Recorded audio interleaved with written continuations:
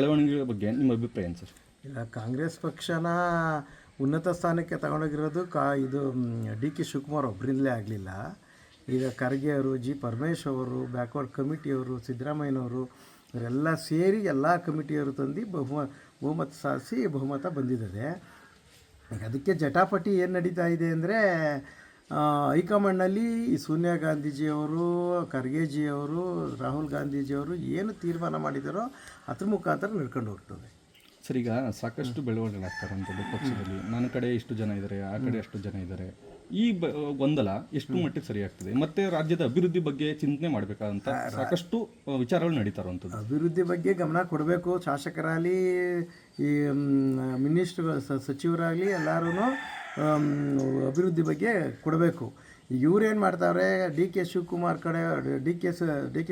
ಕಡೆಯವರು ಈಗ ನಮಗೂ ಬೇಕು ಅಂತ ಹೋಗಿ ಅಲ್ಲಿ ಹೈಕಮಾಂಡ್ ಮೇಲೆ ಡಿಮ್ಯಾಂಡ್ ಮಾಡ್ತಾ ಇದ್ದಾರೆ. ಈಗ ಅದಕ್ಕೆ ಹೈಕಮಾಂಡ್ ಏನು ಹೇಳ್ತದೆ ನಡ್ರಿ ಅಂತ ಏನೋ ಹೇಳಿ ಕಳಿಸಿದ್ದಾರೆ. ಒಂದು ಅಂತಿಮ ತೀರ್ಮಾನದಲ್ಲಿ ಹೈಕಮಾಂಡ್ ಏನು ಹೇಳ್ತದೋ ಅದು ಅದ್ರ ಮುಖಾಂತರ ನಡೆಯುತ್ತೆ. ಈಗ ಸರ್ 50-50 ಒಪ್ಪಂದ ಆಗಿತ್ತು, ಹಾಗಾಗಿ ನನಗೆ ಬಿಟ್ಕೊಡ್ಬೇಕು. ನನಗೆ ಸಿದ್ದರಾಮಯ್ಯವರು ಮಾತು ಕೊಟ್ಟರೆ ಅವರು ಯಾವತ್ತೂ ಕೂಡ ತಪ್ಪಲ್ಲ, ಅದನ್ನು ನಡೆಸ್ಕೊಡ್ಬೇಕು ಅನ್ನೋದು ಕೂಡ ಡಿ ಕೆ ಸುರೇಶ್ ಅವರು ಕೂಡ ಈ ಮಾತನ್ನು ಸುರೇಶ್ ಅವರು ಹೇಳಿದ್ದಾರೆ, ಒಪ್ಕೊಂಡೆ. ಅಲ್ಲಿ ಹೈಕಮಾಂಡಲ್ಲಿ ಅವರು 50-50 ಮಾಡಿದ್ರೆ ಗ್ಯಾರಂಟಿ ಬಿಟ್ಕೊಡ್ತಾರೆ. 50-50 ಏನಾರು ಮಾತಾಡಿದರೆ ಅವರು ಸಿದ್ದರಾಮಯ್ಯನವ್ರು ಮಾತಂತೆ ತಪ್ಪಲ್ಲ, ಬಿಟ್ಕೊಡ್ತಾರೆ. ಅಲ್ಲಿ ಏನಾಗಿದೆಯೋ ಅದನ್ನು ನೋಡಬೇಕಲ್ವ ಮೇನು. ಓಕೆ.